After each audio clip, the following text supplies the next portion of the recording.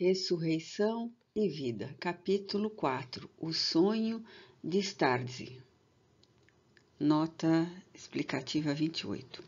Título respeitoso conferido a velhos monges do antigo clero ortodoxo russo, dedicados especialmente aos serviços do confessionário. Gozavam de grande autoridade e independência. Sede, pois, vós outros perfeitos, como perfeito é o vosso Pai Celestial. Mateus, capítulo 5, versículo 48. Aprendei comigo, que sou brando e humilde de coração, e achareis repouso para vossas almas. Mateus, capítulo 11, versículo 29. Primeiro, uma lenda russa do tempo de Paulo I. Nota explicativa 29.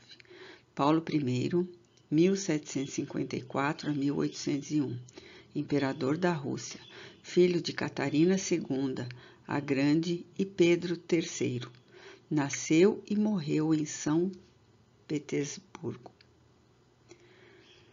Conta que um santo, Starzi, muito preocupado com o estado precário das suas ovelhas penitentes, que semanalmente se ajoelhavam a seus pés para serem ouvidas em confissão e receberem a absolvição dos pecados cometidos no espaço de 7 dias, resolveu fazer penitência diária durante um ano. A penitência impunha-lhe o dever de abster-se de comer, de beber e de dormir durante 2 dias na semana, alternadamente, passando outros 2 em trabalhos forçados, também alternados nos campos da comunidade, onde se cultivavam o trigo e o centeio, os nabos e as batatas, as couves e as uvas, e os 3 dias restantes diante do altar da Virgem, em súplicas veementes. E tudo isso para que o Senhor se apiedasse dele e dos seus fiéis, permitindo que, em sonhos, lhe fosse revelado, por algum bom anjo mensageiro, o meio de afastar as ditas ovelhas da impiedade e dos pecados, para a submissão ao bem e ao amor. Ouvindo-as em confissão tantas e tantas vezes ao ano, inteirara-se de que eram avarentas e luxuriosas, ambiciosas e egoístas, intemperantes e perdulárias, blasfemas e invejosas, odientas e ímpias, caluniadoras e trapaceiras, hipócritas e rapaces, adúlteras e traidoras, ébrias e preguiçosas, mentirosas e orgulhosas, vaidosas e ciumentas, algumas predispostas ao crime, capazes de incendiarem as Deciatines. Nota explicativa 30. Medida agrária russa, correspondente a 5,121 ou 6,821 metros quadrados, de acordo com as localidades. Cultivadas do vizinho somente porque as suas próprias Deciatines nem eram tão numerosas nem tão produtivas como as dele. Em vão, o bom Starzi aplicara, no caso, aos seus conselheirais dogmas, alongando sermões de alta teologia sobre a inconveniência do pecado, ameaçando-as com a excomunhão do santo patriarca da Santa Rússia. Nota explicativa 31. Antiga referência à Rússia imperial, que foi muito devotada à Igreja. E os tormentos do inferno daí consequentes, se não procurassem arrepender-se da má vida que levavam, dedicando-se em definitivo ao cumprimento do dever para consigo mesmas e ao próximo. Em vão também prometer o paraíso e suas arcangélicas delícias para as que abandonassem o coração e os costumes aos doces apelos do bem, renunciando aos frutos, às trapaças nas compras e vendas, às rixas e questiúnculas que já por vezes haviam atirado com algumas delas para os trabalhos forçados da Sibéria. Os paroquianos a nada atendiam, embora temessem o inferno, desejassem o paraíso e venerassem o seu Starzi, sem as absolvições do qual não saberiam viver. Desanimado com o estado de coisas e consciente das responsabilidades que pesavam sobre os seus ombros, como condutor de almas para Deus, que se prezava de ser, pôs-se o santo homem assim em expiações e humildades, no intuito de atrair sublimes revelações que lhe indicassem o remédio a aplicar ao mau estado das suas ovelhas a quem tanto queria. No entanto, os céus nunca se apressam a nos descerrar os véus das suas revelações. E um dos motivos de tal demora é que aqueles que além vivem, fora das atrações do globo, e dirigem espiritualmente a humanidade, permanecem no eterno hoje, agitam-se na eternidade do momento presente, ao passo que o homem sofre a angústia das horas, dos séculos e dos milênios. Finalmente, vencido que fora um ano da sua rude penitência, justamente às vésperas das comemorações do Santo Natal, teve o seguinte sonho-revelação o confiante Starzi, da Santa Rússia. Mal conciliara o sono na sua modesta cela, o Starzi era virtuoso e não se acercava de muito conforto. Parcamente alumiada por uma lâmpada de azeite, posta diante do ícone de um tosco nicho da parede, distinguiu de súbita claridade penetrava na cela e um anjo ali entrava. Tomava-o pela mão e arrebatava-o para o espaço em glorioso voo de alma eleita. Surpreendido, o Starzi percebia que a noite caliginosa e tétrica que sempre se abatera sobre a sua fria província de Tula, nota explicativa 32, uma das mais ricas regiões da Rússia Central Europeia, antiga capital do governo de Tula. Transformava-se em suave alvorecer azul pálido, com o espaço todo pintalgado de focos luminosos multicores, formando caprichosos desenhos, enquanto longínquas melodias pareciam cadenciar o movimento rotativo daqueles pontos feéricos, que se diriam gemas de valor incalculável a dançarem ignotos bailados na imensidão. Mais admirado ainda, perguntou ele ao anjo que o conduzia pela mão. Que visão surpreendente será essa, paizinho? Porventura terei enlouquecido durante o sono? Onde estamos? E o anjo guia respondeu tão simples como se respondesse a qualquer pergunta banal de todos os dias. Esta é a visão do universo sideral.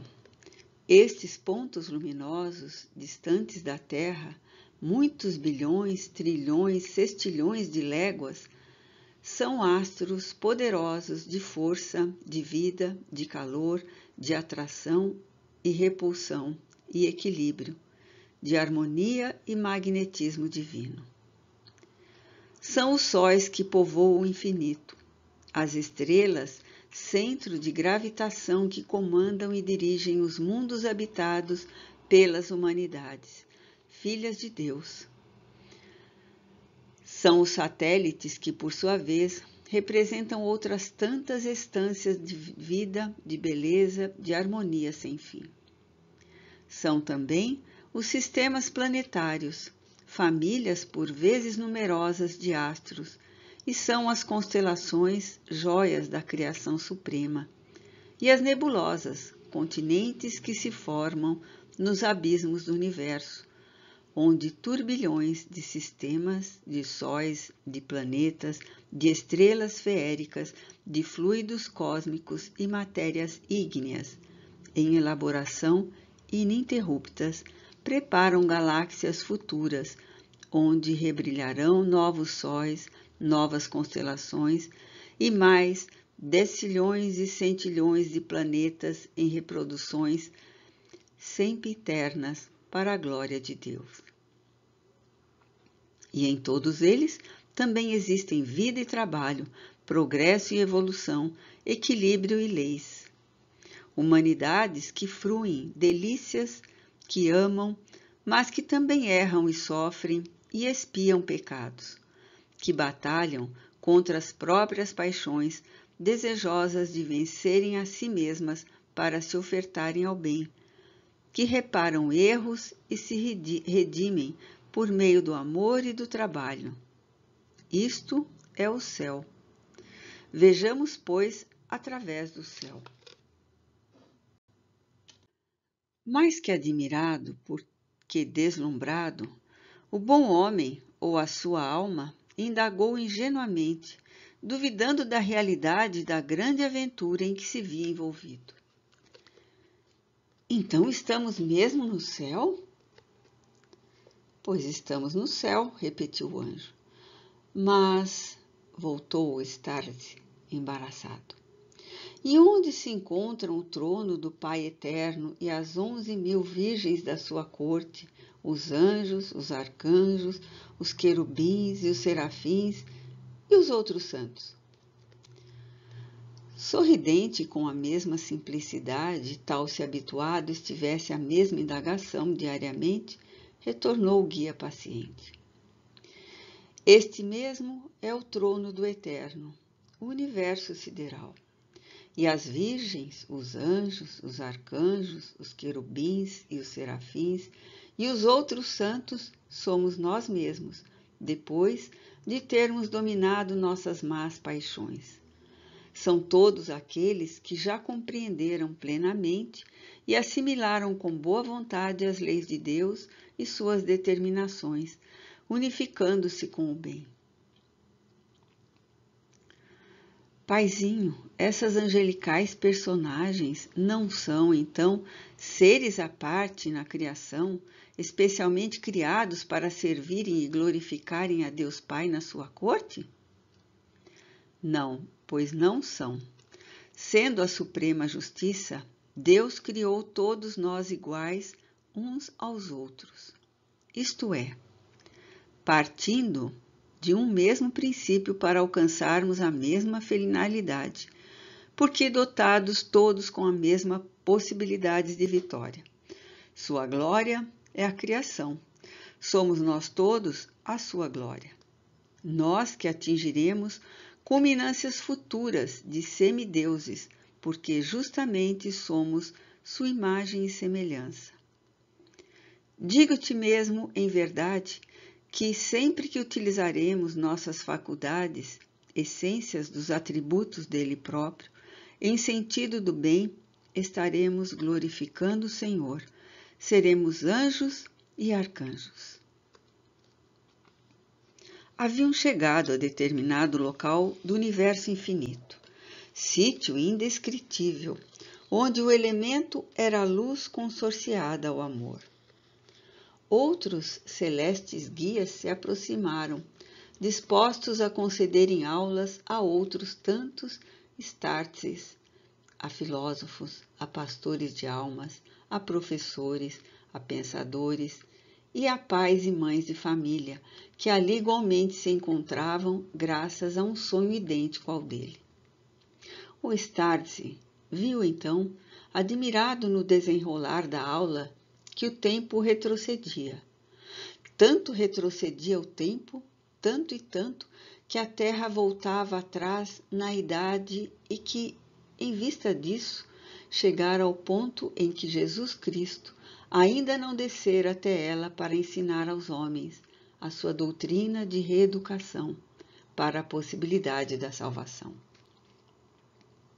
Percebeu também, pela mesma aula, que ali, no sítio celeste onde se encontrava, movimentação desusada verificava-se, como se arcanjos e serafins se preparassem para um extraordinário evento.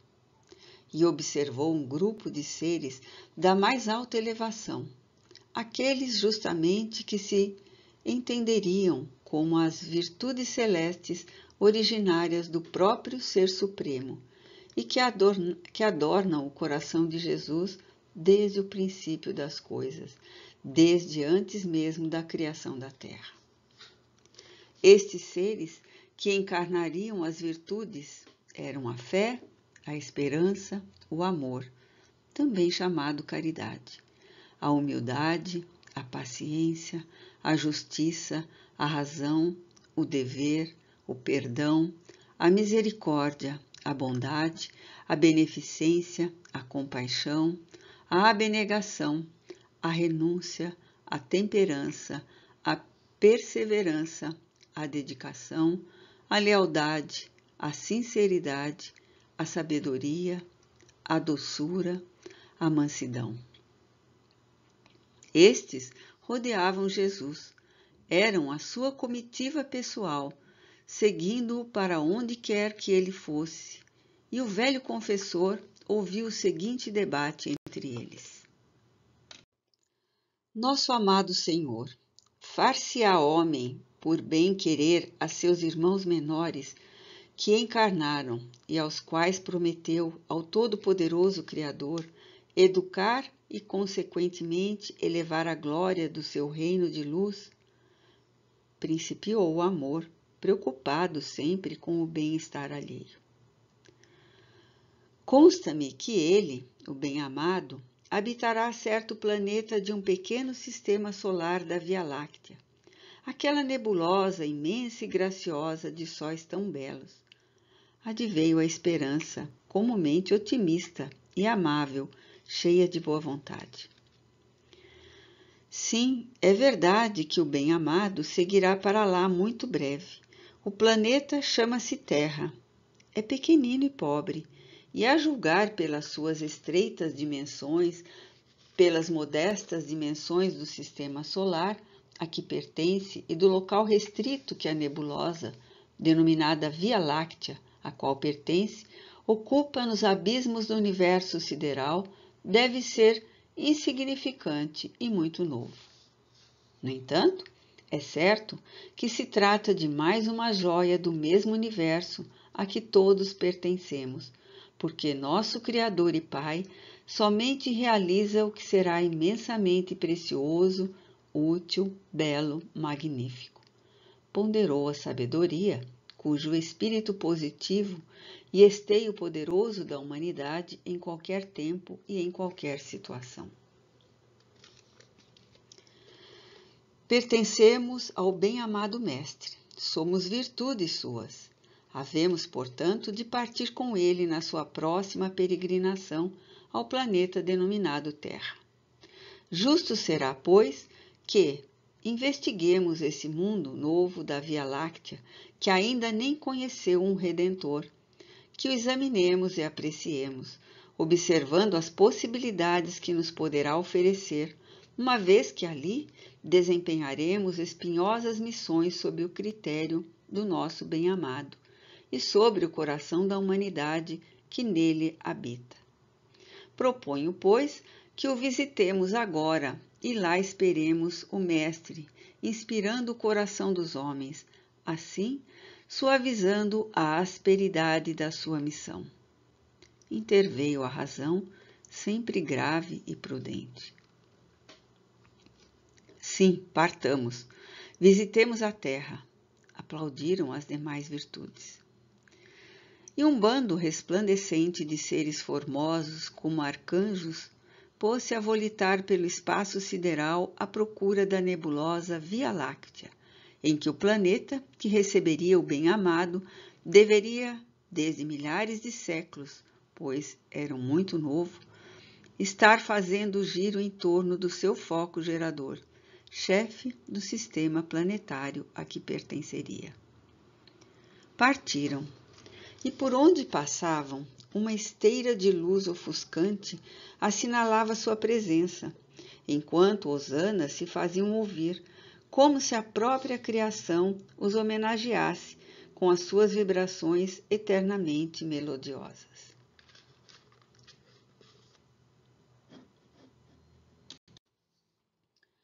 Segundo, Aturdido, o simplório Startse da Santa Rússia viu-se arrastado no encalço dos celestiais seres, arrebatado por um turbilhão de ventos para, com seu anjo guia e os anjos guias de outros Startse, filósofos, pensadores, pastores de almas, professores e pais e mães de família que sonhavam a mesma aventura, participar da investigação que na terra fariam os formosos ornamentos do coração do Senhor.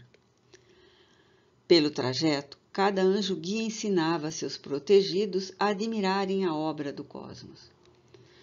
Os espaços infinitos povoados de fluidos, gases, magnetismo, essências de variados graus e dimensões. Matérias rarefeitas, elementos imponderáveis, mas reais e concretos para os seres alados. Forças, energias, com seus poderosos sóis e turbilhões de estrelas faiscantes, suas nebulosas geradoras de mundos, suas galáxias imensas, prodigiosos livros nos quais reliam a sempiterna potência do Criador, na sua gloriosa ação. Seus sistemas de sóis e planetas exuberantes de vida e harmonias eternas. Lá estava a cabeleira de Berenice, conjunto de sóis poderosos equilibrados nos abismos espaciais, formando estranho manto de luz. Bem perto, segundo a sua visão, mas em verdade a distâncias vertiginosas, inconcebíveis, o prodigioso Arcturus, destacando-se como o sol dos sóis, tal a opulência do seu brilho e a majestade das suas dimensões. Já aqui, a Ursa Maior, ostentando a sua pleiade de sóis inconfundíveis. Mais à esquerda, Próxion, 5 vezes maior que o dourado sol terrestre.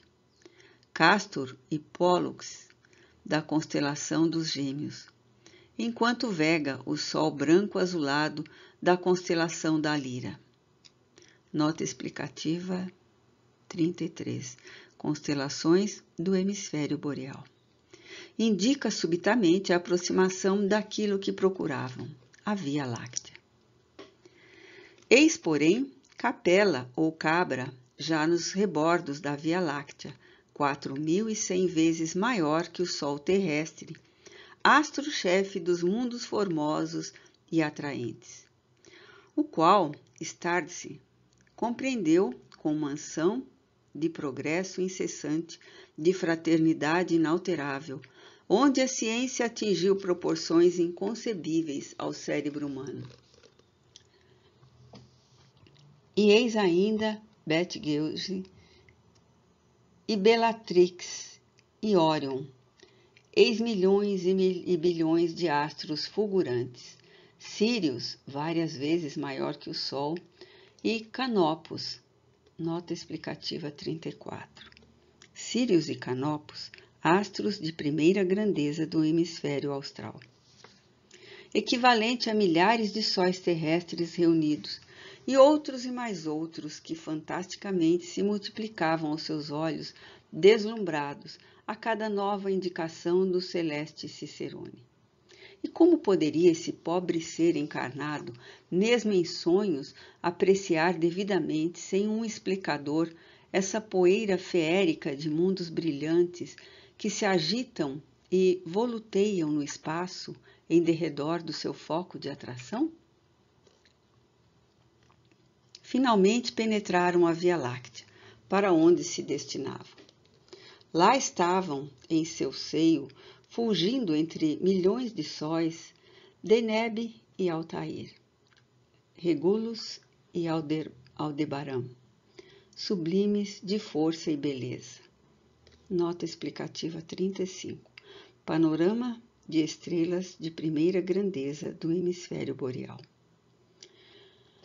Comparada a outras nebulosas que acabara de contemplar e que os homens ainda ignoram, a Via Láctea seria bem modesta em beleza e bem pequenina em dimensões, não obstante a suntuosidade dos seus encantos e da sua extensão.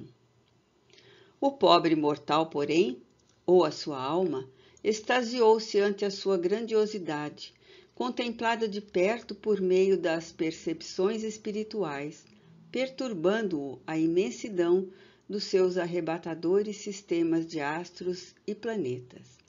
E meio aturdido, destacou, reanimado pelo bom anjo instrutor, a pequena constelação do altar, localizada precisamente numa ponta da Via Láctea. Nota explicativa 36.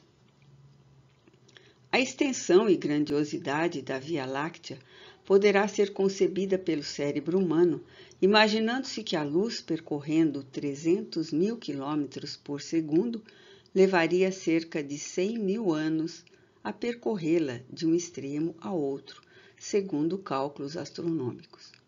Por sua vez, a grande nebulosa de Andrômeda, galáxia também em feitio de espiral, constituída igualmente de milhões e milhões de sóis e de astros de grandezas variadas, apresenta extensão tal que a luz, para percorrê-la de um extremo ao outro, levaria 80.000 anos-luz, mais ou menos. Estava ali o sistema solar de que a Terra é um dos pequenos participantes. Para lá se dirigiam rápidos, e o extasiado Startse pôde então contemplar o belo planeta Júpiter, o maior do sistema solar, onde habitantes felizes gozam de paz e delícias indescritíveis, desconhecendo as trevas da noite, as tempestades de neve e os furacões tropicais, porque esse mundo magnífico possui 12 luas ou satélites de colorações diversas, do que resultam cenários de belezas cambiantes inimagináveis, enquanto goza de clima doce, suave, eternamente engalanado pela primavera com suas noites coloridas pelos satélites, que lhe emprestam claridades fulgentes de tons variados, alternativamente, conforme a rotação dos mesmos. Nota explicativa 37. Ao tempo de Paulo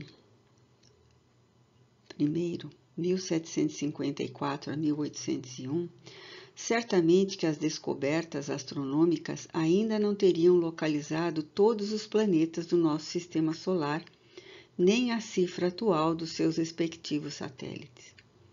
O leitor não esquecerá, porém, de que a presente narrativa, além de ser uma ficção para fins morais e instrutivos, está localizada na palavra de um espírito guia que fornece aula sideral ao seu protegido por meio de um sonho. E um espírito guia poderia saber da existência de planetas e satélites que os homens ignoravam. De outro modo, aqui respeitamos a versão do espírito, autor da presente obra, quanto ao número dos satélites dos ditos planetas, sabendo que os próprios livros de ciência, em cujas páginas procuramos verificar o assunto, após a recepção da obra, divergem quanto à enumeração dos mesmos. Ali estava também Saturno, a joia do sistema, companheiro de Júpiter em beleza e dimensões, não obstante menor, coroado com seu anel branco e cinza de poeira cósmica. Foco de vida e atrações magnéticas que a mais ousada mente terrena não seria capaz de avaliar, e igualmente seguido por uma comitiva de 9 satélites. Mais ao longe, distanciando-se do Sol, seguiam em translações demoradas seus irmãos Urano, de céu penumbroso, arrastando, porém, a recompensa de 5 satélites, e Netuno com 2 satélites, ambos maiores do que a Terra. Acolá, no entanto, distanciado e como perdido de seus irmãos de sistema, o minúsculo Plutão, gelado e inabitável por seres constituídos de órgãos vitais análogos aos do homem terreno, mas habitado por espíritos primitivos ou muito endurecidos no mal, que para aí vão detidos espiar delitos cometidos algures entre sociedades planetárias do mesmo sistema, inclusive da Terra. Aproximam-se mais do Sol. Mercúrio, o primeiro a partir do astro-chefe e por ele eclipsado, sem permitir exame em sua construtura, quer aos homens, quer aos espíritos pouco elevados. E Vênus, logo após, com seu arrebatador fulgor azul cintilante. Eis Marte, com a sua cor avermelhada, companheiro imediato da própria Terra, menor que esta e ainda mais distante do Sol, em cujos ambientes, fluxos e refluxos reencarnatórios são estabelecidos ainda com a própria Terra, apresentando superfície semelhante à desta e padrão científico superior, enquanto a moral dos seus habitantes é mais ou menos idêntica à dos homens considerados honestos e progressistas na sociedade terrena. Murmurou então o anjo mensageiro gravemente aos ouvidos do seu protegido. Meu amigo, muitos de vós, os da terra, tendes viajado por alguns destes mundos que acabas de contemplar. Em suas sociedades falistes, expiastes erros, chorastes, amastes, progredistes. Porfiai agora na prática do bem.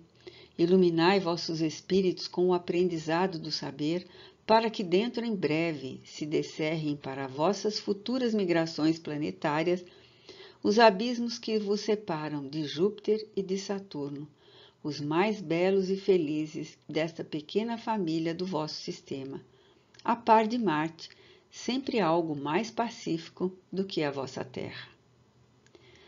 Disse-o e, arrastando o seu pupilo, mergulhou na atmosfera da Terra, cuja distância do foco gerador, o Sol, é de 149 milhões de quilômetros.